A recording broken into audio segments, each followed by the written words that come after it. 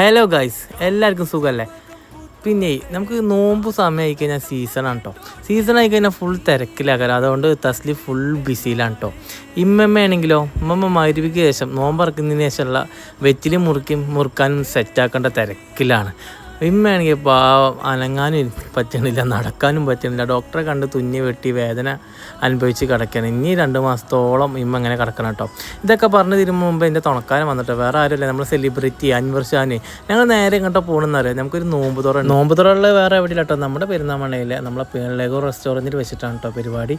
അവിടെ എല്ലാം സെറ്റ് ചെയ്തിട്ടുണ്ട് കേട്ടോ. വളരെ നല്ല രീതിയിലാണ് അവർ ചെയ്തിട്ടുള്ളത് കേട്ടോ. നമ്മളതൊക്കെ ബാങ്ക് കൊടുത്ത് അതൊക്കെ കഴിച്ച് നേരെ പള്ളിയും കഴിഞ്ഞ് വന്ന് ഫുഡിലേക്ക് കയറി കേട്ടോ. ഫുഡിലേക്ക് കയറി എന്ന് പറയാം വാക്കുകളില്ല മക്കളെ, അത്രയും അടിപൊളി ഫുഡായിരുന്നു കേട്ടോ.